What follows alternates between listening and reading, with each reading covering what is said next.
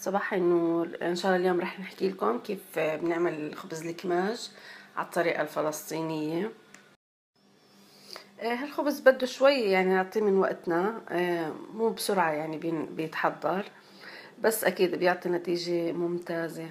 رح نحتاج 4 أكواب طحين، معلقة كبيرة خميرة، معلقة صغيرة ملح، معلقتين كبار حليب ناشف، معلقة سكر، معلقتين زيت زيتون، مي دافية حسب الحاجة.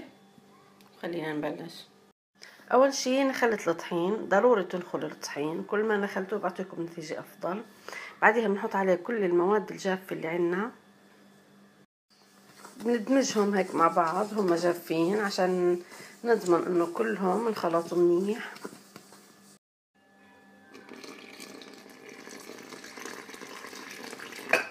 نبلش نعجن، ما بنحط كل كمية المي، شوي شوي. لازم تعجنوها كتير منيح، اقل شي 10 دقايق، كل ما عجنتوا اكتر بتعطيكم نتيجة افضل. هي هيك القوام تبعها.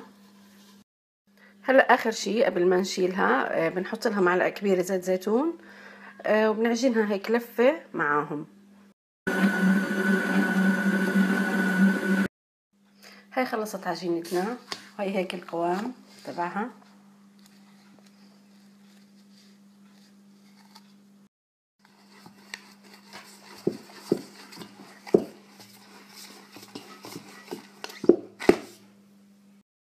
حطيتها بصحن مدهون دهنة بسيطة بزيت الزيتون، وغلفتها بالنايلون. هلا بحطها بمكان دافي ليتضاعف حجمها. وهي عجينتنا ما شاء الله اختمرت، ضاعف حجمها.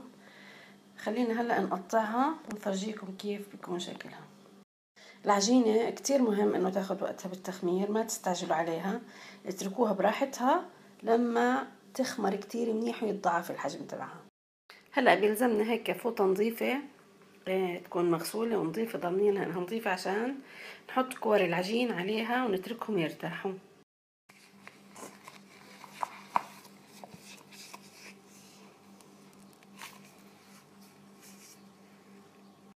قطعتهم كور بهالشكل، حاولت يكونوا متساويين قد ما قدرت، طبعا نفس الحجم.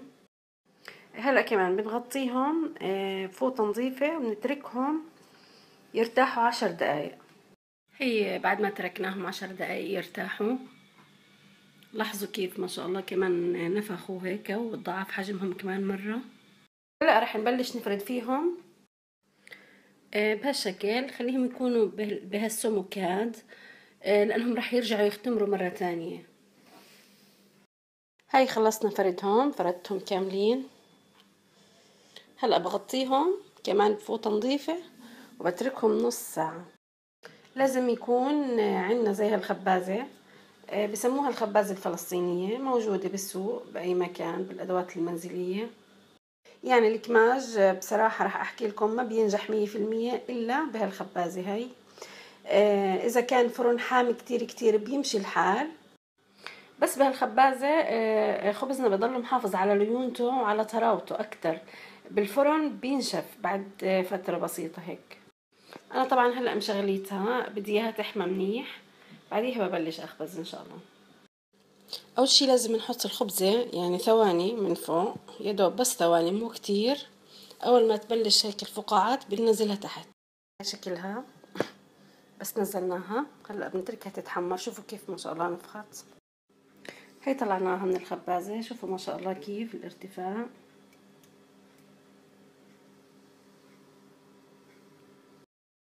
هاي الخبز الثاني كمان.